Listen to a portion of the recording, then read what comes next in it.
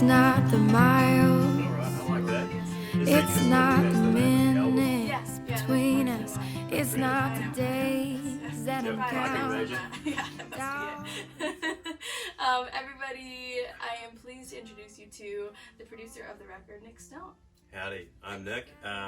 Moved out here from New Zealand a few years ago and had the fortune of actually living with Claire. That was the first apartment I found on Music Row, just like a loft apartment, tiny house for like the three of us. Yep.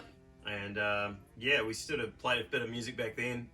So I definitely heard quite a lot of Claire's earlier work. Yes, whether you liked it or not. Absolutely, and vice versa as well. Yeah, You know? true. Yeah, Nick is in a band called South for Winter, and it was really fun because I feel like I got to hear South for Winter be born in like our living room. Like I'd fall asleep at night and hear the music coming to life, and it was a pretty nice scenario. And you know, like Alex has played on your music a lot in the past as well, so we definitely, yeah, I feel like he and I always have bounced off each other musically. So it was nice to get in the studio and do that again for Claire's music, which we had even our drummer Chris pop in and do some percussion on the album as well, and Danny doing backup vocals, my wife.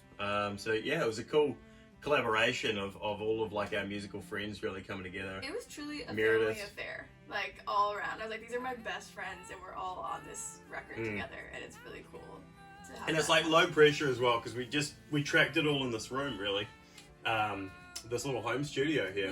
Yeah. This is the room. This is the room where it happened for my Hamilton fans out there. Yeah. Yeah.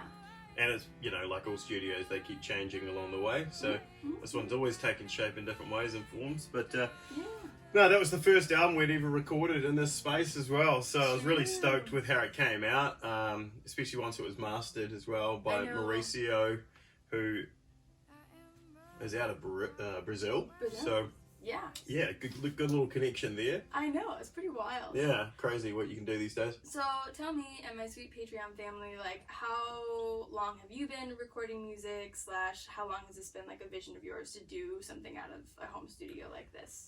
Yeah, so like when I went to study after high school, I went to like the New Zealand Broadcasting School, and my first job was working in creative writing and then doing like sound engineer work for like, you know, radio ads and jingles.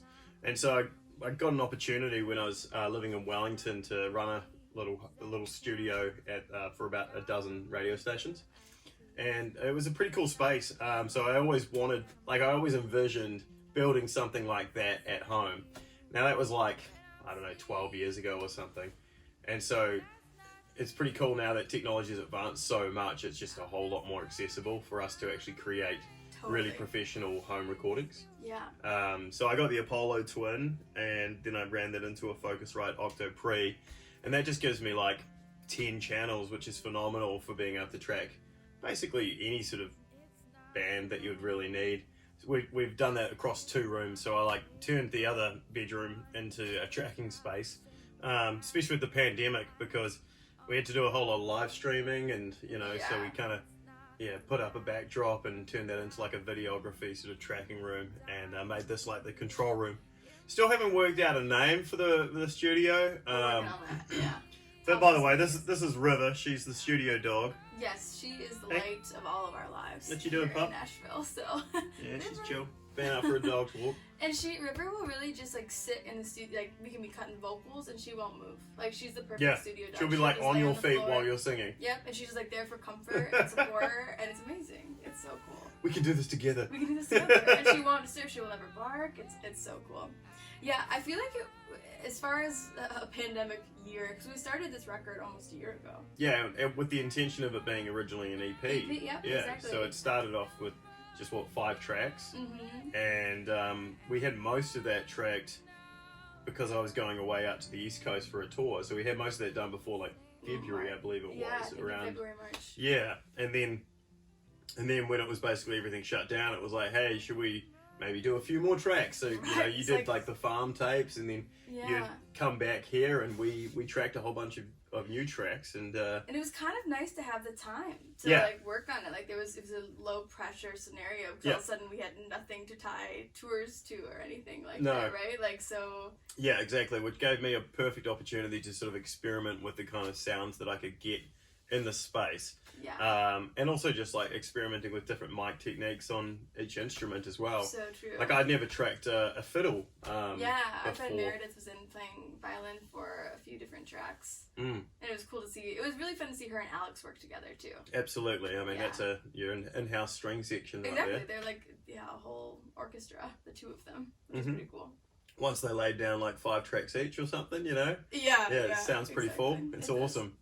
Which was that was the whole point of like the home studio approach. Is just like it allows us to flesh out the ideas and build on them a lot more. So we did actually utilize this space to do a lot of pre-production too. Yeah. Where Claire would, you know, come at me with a different song, and I would sort of hear what sections might need rearranging or like to develop or grow in a different way, and talk about what instruments we would consider putting on each track as well. Yeah.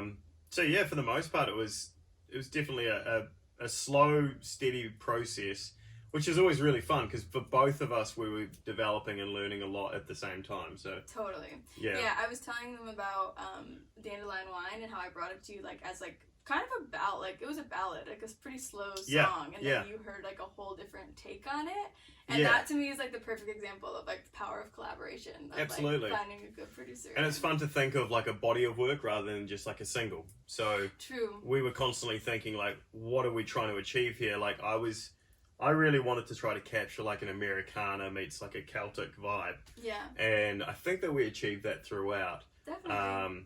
But then, you know, you're like, oh, we need that upbeat kind of classic banger. And I felt like Dandelion Wine was that. Like, when the first time I heard it, I was like, oh, I could definitely picture a bunch of folk people singing along with this. You know, it'd be a great little anthem. Totally. So, yeah, no, so it's kind of fun to hear how it can transform when we do collaborate on things like that. So, yeah, awesome process going back and forth. And it's definitely the most like cohesive piece of work that I've ever done. I think it's like probably the first time I've recorded myself playing piano on anything as well. Yeah, Nick played a lot of instruments on this record: mandolin, guitar, bass, electric. Kind of like everything I had around the house, I would play at some point. It's true, which is pretty awesome. Yeah, because it's just layer it because we can, and that was sort of how we did it in a sense. Was like getting like Claire and I would just be sitting in this room, and we'd put one mic up in front of us, and we'd just record a live demo. And then I would have that, and while Claire was out touring up in the Midwest or whatever, I was like trying to replicate exactly what the feeling was of that live expression. So we were always trying to get that one take kind of expression, even though we were layering each of the parts. Yeah. So I layered like guitar, and then I'd get all the cello in, and we'd layer all the cello parts. So true. We just did piece by piece and built it. You know? Yeah. So it's kind of fun when you hear the end product for sure from where it started. Oh, it totally is. And I also like the fact that there's one track on the record that's coming later that we just left the demo. Oh, yeah, which that is one. Kind of cool because like that is how Yeah. most of the songs started, and it's very much like just Nick and I, like so 2 guitars and 1 vocal, and then so one of the demos is on the full record, which is cool. Yeah, like the intimacy and the vulnerability of that demo really shone through, so it just kind of felt right to keep it. You know, sometimes you do capture like a little bit of magic in those one mic recordings as well. Totally. And how I describe like us working together, I feel like I've worked with a lot of different producers in Nashville. Like I've worked in a lot of different home studios here recording different things, but you have like always understood me musically. Like without me exactly conveying what I'm thinking in my head, like you will be able to say it to me musically, and that's like why it's been a really good fit. I think it was even goes back to like when I would teach you some guitar chords. Yeah. Like I'd be like, that I love what you're doing. You know, finish that phrase with this variation. Totally, just like us hanging out in the house that we lived in originally. It was seriously right on Music Row, which was a really fun place for a few musicians in Nashville who had just gotten there really. Right around the corner from Bobby's Idle Hour. Yeah. The second one. Yep. The third one's now just opened. The third one is now across the street from where we used to live, but it's gotten progressively closer. If only we could have stayed there. I know, honestly. Yeah. That tiny little home. It was so cool. And the history of it, too, that we learned, like, at the very end of living there. This little house on Music Row was painted blue, and we found out that the songwriter who wrote George Strait's hit, Baby Blue, used to live in that house, and that's why they painted it blue. I actually didn't know that. Yeah, That's so pretty there was cool. some Nashville magic in there. Because they started to paint it white. The next people who moved into the bottom floor were going to paint it white. Yeah. And our other roommate, Monica, she stopped them. She's Really? like, you were messing with Nashville history here. Yeah, and she got them to stop painting. They're like, okay, fine, we won't do it. Which I love. Yeah. That's too good. Heck yeah. Yeah, we had a little bit of fun as well, working with different microphones throughout the process. Yes. So, very true. obviously a shout out to Air Trumpet Lab. Yeah. That Delfino was the main mic that we actually used on this. Yeah. We used it to track the mandolin, the fiddle, all the female vocals, and then I used some other large condensers like a Sterling Audio Ocean Way for the cello, and like a Rode NT2 for the guitars, and some M5s for the drums. For any of those technical, mic fans out there like myself, mic enthusiasts, we call ourselves perhaps. That's what you got. Yeah. So it's kind of fun just seeing like what kind of colors and shades you can get out of each microphone according to each instrument. Heck yeah. Yeah. Yeah, it's very fun. And again, I think that also speaks to the home studio and the ability to play with different stuff. And Yeah, totally. Yeah, Totally. it really does. So, yeah, I think we made something pretty cool.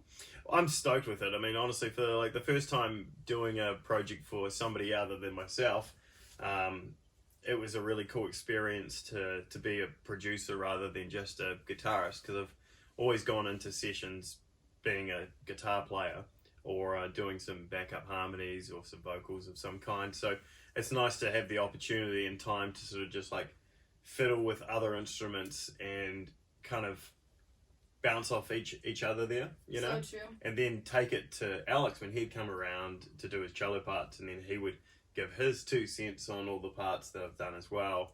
Naturally, Danny would do the same too. So we had a lot of our friends really collaborated and came together on this final product. So and it's really cool to see people working so like to their strengths, right? Like just rocking out. Yeah, absolutely. Awesome.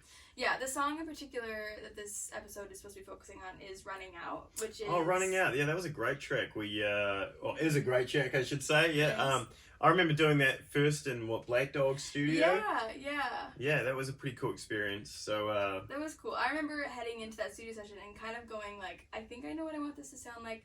I think Nick could help me figure out what this is supposed to sound like. And that was like, I don't know, my first like lean on you as a almost in a you production called sense. me in and we just kind of like came up with the riff then and there, and it was perfect. I loved everything.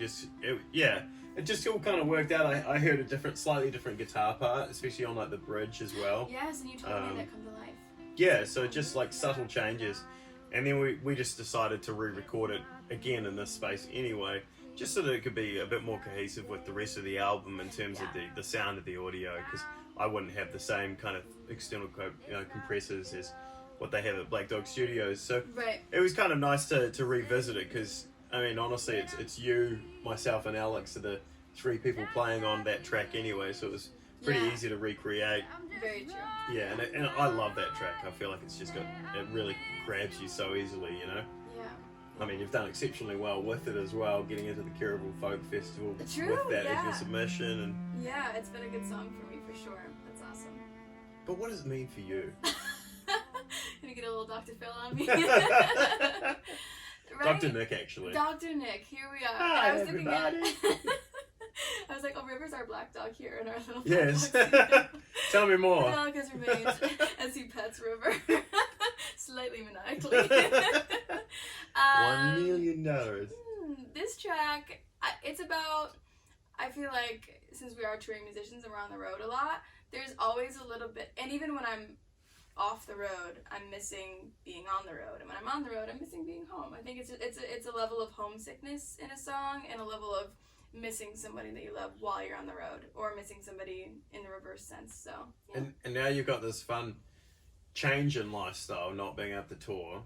Right. So obviously, you've moved between 2 places. You've really got 2 homes right now as well. Right, exactly. And I think, so me singing Running Out, if I'm like ever singing it on a live stream like this year, it's kind of missing being out there with people. Like, so now it's got this other meaning entirely. It's funny how songs do that. Sometimes take on new meanings later. Yeah, as you go with them. So yeah. Now it's like running out of ways to say I miss you. It's more like missing the road. Yeah, missing the road, being missing out being there. out there, missing Yeah. like seeing the people that I see when I'm playing shows, you know. Absolutely. I mean, that's definitely the hardest Those are part like at the different moment. like friends that you don't really realize that you. Yeah, that's why we're so enjoy. fortunate to have like just a small, really talented group of friends where we can just kind of True. get together and know we're all like socially safe about everything and be able to actually doing a whole album over quarantine. So Right. It was a pretty productive year off. You're right. We got to Yeah. make a whole record here and Yeah. and stay in this little COVID pod of people. I which is couldn't cool. believe, like, because I'd only just sort of finished buying most of the things I needed for the studio at the start of the year. So like Yeah. since then, Thank it's- God. Yeah, I know, right? It was really good timing on your end. Perfect timing. Yeah, Yeah. it's the right kind of year to be a producer. That's for sure. Mm-hmm. I think they're the ones. The producers were already trained to handle pandemics pretty well. All they do is True. sit inside and Keep usually by themselves with work on with music. audio. Yeah. That is so the truth. Yep. Cool. Yeah. Well, I can't thank you enough. It's been really fun to work on this whole project with you. Oh, honestly, I had the time of my life. Just kind of being a part of it and getting to experiment with so many different aspects of doing all like the different instruments or messing around with audio for hours on end and just sort of experimenting even with just how to shape your voice into a different way with the Yeah. microphone. And yeah, it was a huge process and we had fun. Especially I still think my favorite is actually probably the Celtic one, that Grace, you know. Yes. Yeah. Absolutely. I don't know, it's so old timey that it just we really captured a feeling that to me feels super dated. Like whenever I hear it, it's hard to believe that it was actually done in this space. Yeah. So true. This year, I guess, you know, like when you think of it, like music coming out, like it does sound like it was music from the past. But It does. as they say, Irish music is timeless music, though. So It is very much so. So lots of fun. And yes, we owe a lot of thanks to River, obviously. couldn't have done it without her, really. No, that's the darn truth. Are there any Easter egg barks in the album? I wonder. Oh my gosh, I wish. I'll have I to don't look think she out for barked it. at all. No, I don't think she did. Might have heard some snoring in the background. Just a perhaps. small amount of dog snoring that we would blame on River, for sure. That's not the